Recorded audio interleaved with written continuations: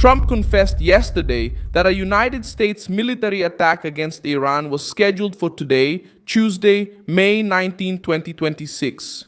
And he postponed the offensive after leaders from Qatar, Saudi Arabia, and the United Arab Emirates asked for more time to try to reach a nuclear agreement with Tehran. The revelation wasn't from an anonymous leak or a made-up insider source. It came from the president himself, who revealed that the operation was already set, that the Pentagon had been readied for action, and that the order was only held back because Gulf allies begged for one last diplomatic window. But Trump did not withdraw the threat. He held off the attack yesterday and pushed the decision to today. And he made it clear that Pete Hegseth, General Dan Kane, and the American forces must remain ready to move forward at any moment in case the Iranian regime tries to use negotiations as a stalling tactic. The confession is shocking because it shows that Iran only escaped it by a matter of hours, not by its own strength. And now it heads into Tuesday, under direct pressure from the White House, surrounded by demands about its nuclear program, and with no guarantee that the pause will survive if Tehran continues offering empty promises instead of real concessions. I'll tell you all about that in a moment, but right now, you'll want to be subscribed to the channel to stay well informed. Real-time information with the best journalistic quality you've ever seen, the Informações Standard. In journalism, the government doesn't present the postponement as a retreat. It's turning the temporary cancellation into a public ultimatum. The President of the United States stated that negotiations are underway, but made it clear that the armed forces must remain ready to act at any moment if Iran does not accept an agreement considered acceptable by Washington. The pressure hasn't left the table, it just changed form. It shifted from immediate action to the political clock of the White House. The attack was scheduled for this Tuesday. The order was halted on Monday, May 18, after leaders from Qatar, Saudi Arabia, and the United Arab Emirates told Trump there was still room for negotiation. These governments did not join this conversation out of kindness toward Tehran. They know that an American offensive against Iran could set the whole region ablaze, including bases, air routes, energy facilities, and military centers. That's why they asked for a few days. Trump agreed, but kept the threat on the table. The most sensitive part is that Trump himself revealed the scale of the operation. By saying that the attack was scheduled and then suspended, he confirmed that Washington already had a plan, a target, command, and military readiness. This is the admission that changes the country's standing. It wasn't a behind-the-scenes rumor, it wasn't an anonymous leak, it was the president telling the world that the attack existed, that it was going to happen. And that it only didn't happen because strategic allies asked for a final window for negotiation. The main reason is still the Iranian nuclear program. Trump wants a deal that prevents Iran from obtaining nuclear weapons. The White House sees Tehran's latest proposal as weak, incomplete, and lacking strong guarantees about uranium enrichment and the stockpile already accumulated. According to Axios, American officials said that the Iranian offer only had minor adjustments and did not bring enough detailed commitments. Iran tried to buy time through a proposal sent indirectly, with Pakistan acting as a mediator. This detail shows how the talks are not straightforward. Washington and Tehran still do not trust each other, and the negotiations go through intermediaries because every word can become political ammunition. For Trump to accept an empty proposal would give Iran room to say it resisted American pressure. That's why the White House keeps the military threat alive. Saudi Arabia is also at the center of attention for another reason.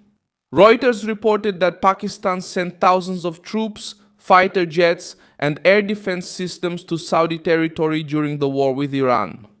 This shows that the request was made to Trump. It didn't come from unconcerned governments.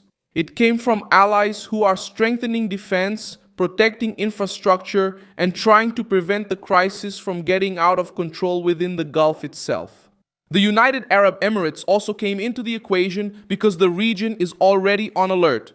The Guardian reported that power at the Baraka nuclear plant was restored after a drone attack, according to the International Atomic Energy Agency. This kind of episode increases the pressure on Trump because any new offensive against Iran could provoke responses against vulnerable sites of US allies. Even so, he showed that he controls the button. He threatened, prepared, received requests from allies, and decided to hold back the operation without withdrawing the threat. For Tehran, the message is uncomfortable. Iran is not facing a president who has ruled out an attack. They are facing a president who admitted that the attack was ready and who can reactivate everything if the negotiation fails. The anticipated meeting of the national security team at the White House intensifies this sense of a countdown. Trump is expected to review military options with his top advisors while assessing whether Iran is just trying to survive politically for a few more days. The question now is not whether Washington had a plan. Trump has already admitted that. The question is, will Tehran make a real concession for the pause to end? The pressure has also fallen on the Ayatollahs because the Iranian proposal was not convincing. American authorities pointed out the lack of firm commitments regarding the suspension of enrichment and the fate of the existing nuclear material. In simple terms, Iran tried to sell a promise as if it were a guarantee. Trump agreed to wait, but he didn't buy the Iranian version as a final solution. What will happen? What will happen? Saudi Arabia and the United Arab Emirates called for a pause because they fear a regional explosion. These allies want to avoid a decision from Washington triggering new waves of attacks against bases, airports, energy facilities, and ships. But they also know that Iran only truly negotiates when it feels the cost. Trump's move was to make it clear that diplomacy only exists because the attack is ready. This crisis's most striking aspect is the gap between public statements and military actions behind the scenes. Trump spoke about the chance for an agreement, but ordered readiness for a large-scale attack if talks fail. This creates pressure on two fronts. It calms allies for a few hours, and at the same time leaves Tehran watching the clock. The White House is not offering free peace. It's offering a way out before the clash. Now, what happens next depends on three moves. Iran needs to deliver a tougher and verifiable proposal.